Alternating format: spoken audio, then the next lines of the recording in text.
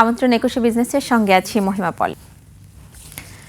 Dhaka stock এক্সচেঞ্জের লেনদেনের সমাপ্তি হয়েছে এবং আজও কিন্তু সূচকের পতনের মধ্য দিয়ে লেনদেনের সমাপ্তি হয়েছে ঢাকা স্টক এক্সচেঞ্জ। এবং সপ্তাহের শেষ কার্যদিবসে আমরা যেমনটা দেখতে পেয়েছি, আজকে দিন শেষে ২১৯ কোটি টাকার মতো, সারাদিন জুড়ে ২৬৯ কোটি টাকার কিছুটা বেশি হয়তো লেনদেন হয়েছে এবং বেশিরভাগ প্রতিষ্ঠানের শেয়ার দর হারিয়ে লেনদেন হয়েছে। ২১৯টি প্রতিষ্ঠানের শেয়ার দর হারিয়ে লেনদেন চলছে এবং সেক্টর ওয়াইজ লেনদেনের মধ্যে আমরা দেখতে পাচ্ছি যে সারাদিন জুড়ে সবগুলো সেক্টরেই কিন্তু নেগেটিভ ট্রেন্ডের মধ্য দিয়ে লেনদেন হয়েছে। মাত্র দুটি প্রতিষ্ঠানে কিছুটা পজিটিভ ট্রেন্ডের মধ্য দিয়ে লেনদেন শেষ করেছে আজকে।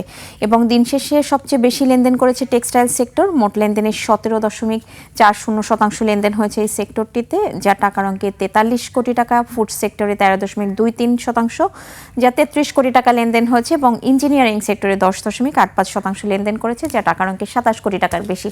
তো চলুন দিন শেষে আসলে সূচকের কী অবস্থান রয়েছে সেই অবস্থানটা আমরা দেখে নিই। দিন শেষে দেখা যাচ্ছে ডিএসসির প্রধান সূচকটি 22 পয়েন্টের মতো কমেছে, 4831 পয়েন্ট এই সূচকের অবস্থান রয়েছে। এবং যে কটি প্রতিষ্ঠানের মধ্যে লেনদেন হয়েছে আমি আপনাদের জানিয়েছিলাম যে বেশিরভাগ প্রতিষ্ঠানের কিন্তু শেয়ারের দর হারিয়ে লেনদেন চলছে। 229টি প্রতিষ্ঠানের কিন্তু শেয়ারের দর হারিয়ে লেনদেন চলছে, সেখানে দর বেড়েছে মাত্র 97টি এবং আপনারা দেখতে পাচ্ছেন যে অপরিবর্তিত প্রতিষ্ঠানের সংখ্যা 65টি মাত্র। এবং দিন শেষে লেনদেন হয়েছে সারাদিন জুড়ে দেখা যাচ্ছে 303 কোটি টাকার কিছুটা বেশি আজকে লেনদেন হয়েছে এবং এই লেনদেনের মধ্য দিয়ে আজকে লেনদেনের সমাপ্তি হয়েছে ঢাকা স্টক এক্সচেঞ্জে। তো দর্শক, পুঁজিবাজার নিয়ে আরও বিস্তারিত জানতে এখন আমরা কথা বলবো DSC brokers association of Bangladesh ডিবিএর প্রেসিডেন্ট সাইফুল ইসলামের সঙ্গে। আপনাকে স্বাগত আমাদের আজকের অনুষ্ঠানে। জি, থ্যাংক ইউ। আসসালামু আলাইকুম। ওয়ালাইকুম আসসালাম।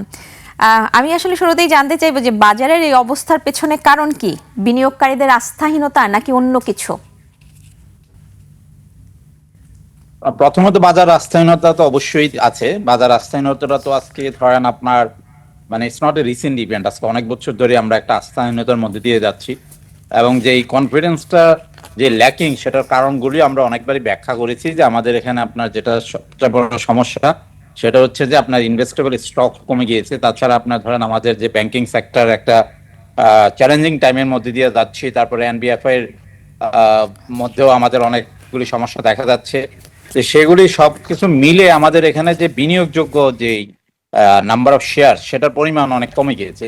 এটা একটা কারণ। দ্বিতীয় কারণ হচ্ছে যে গত 15 বছরে যেসব কোম্পানি লিস্টিং হয়েছে সেগুলি আমরা খুব একটা ভালো লিস্টিং করতে পারিনি মার্কেটে, যার দরুন আমাদের এখানে অনেক ইনভেস্টমেন্টই হ্যাজ বিকাম ব্যাড ইনভেস্টমেন্ট।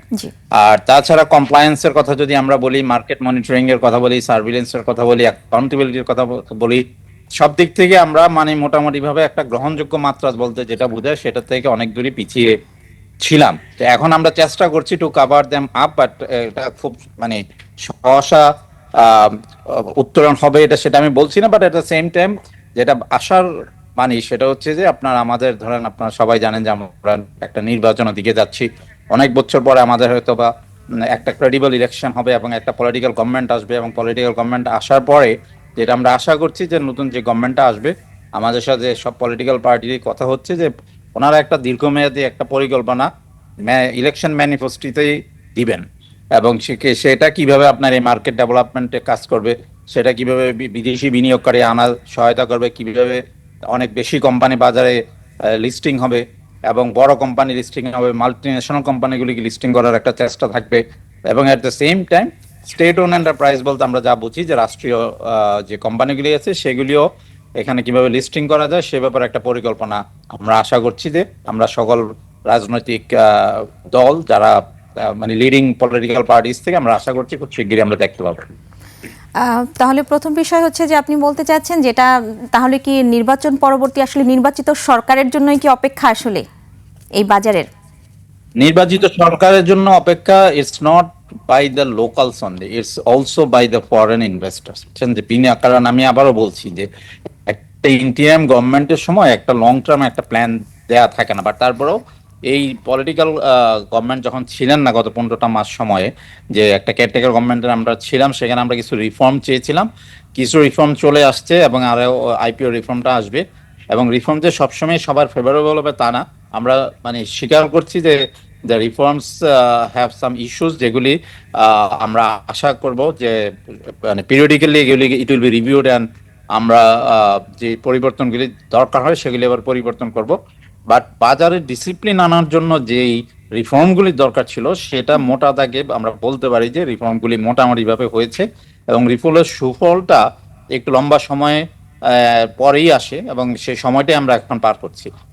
বাজারে অ্যাডজাস্টমেন্ট চলছে, কারণ আপনারা জানেন যে মার্জিন ল্যান্ডিং যেটা ছিল সেখানে রিফর্মের কারণে কিছু ফোর্স সেল আসছে, কিছু ট্রিগার সেল তো হয়েই যাচ্ছে, সেগুলির একটা এফেক্ট। আর একটা হচ্ছে যে আপনার আমাদের মিউচুয়াল ফান্ড ইন্ডাস্ট্রির যে রিফর্মগুলি আসছে, তো মানে উইদিন নো টাইম তো আর নতুন ভাবে মিউচুয়াল ফান্ড বাজারে আসা সম্ভব না, বাট এই নতুন রিফর্মের বেসিসে বাজারে মিউচুয়াল ফান্ড নতুন ভাবে আসার জন্য একটু সময় দরকার, এই সময়টার মধ্যে দিয়ে আমরা এখন যাচ্ছি।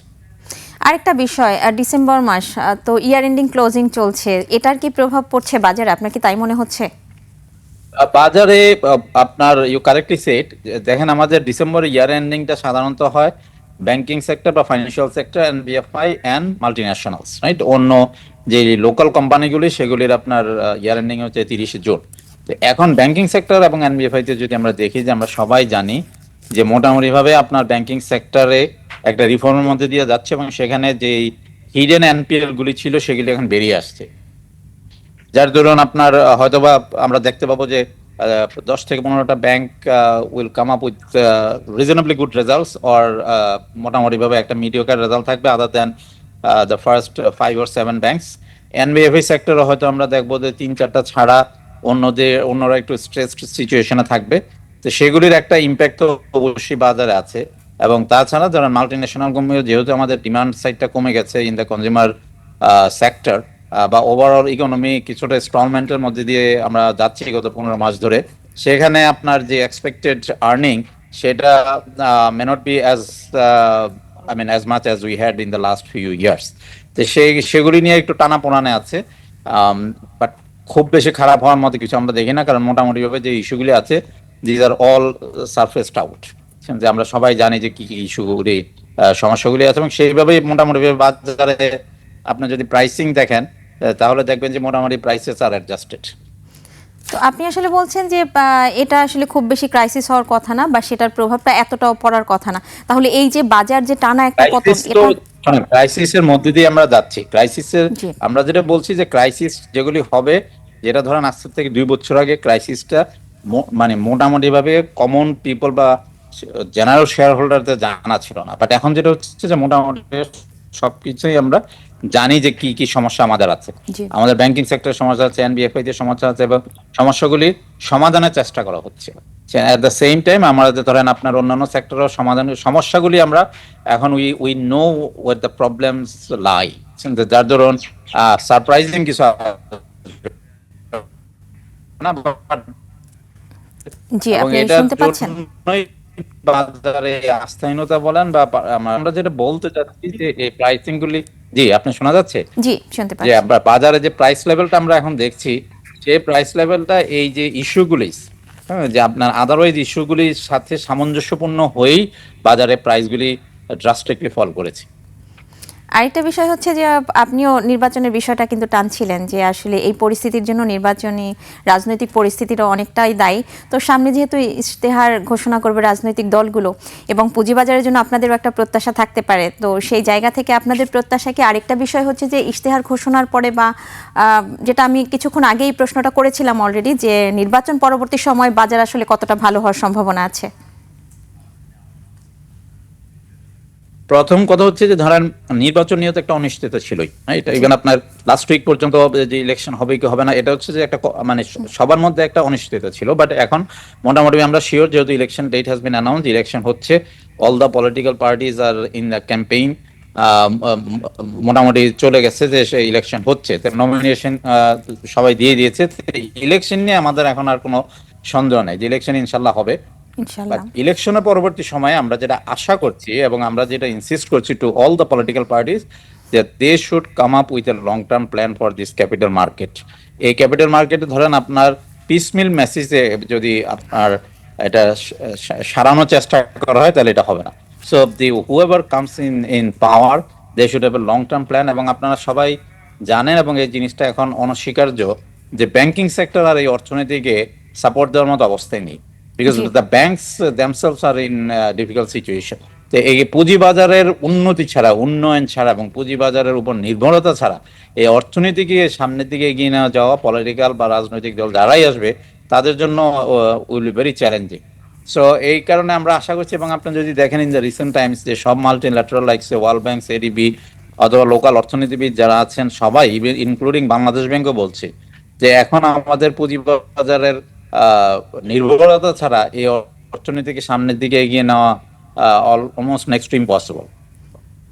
জি, আপনাকে অনেক ধন্যবাদ আজকে আমাদের সঙ্গে এখানে যুক্ত হবার জন্য। আমরাও তেমনটাই আশা করছি যে অর্থনীতিকে সাপোর্ট দেওয়ার জন্য পুঁজিবাজারে যেহেতু অনেক বড় একটা ভূমিকা আছে এবং সেটা ভবিষ্যতেও থাকবে আশা করি।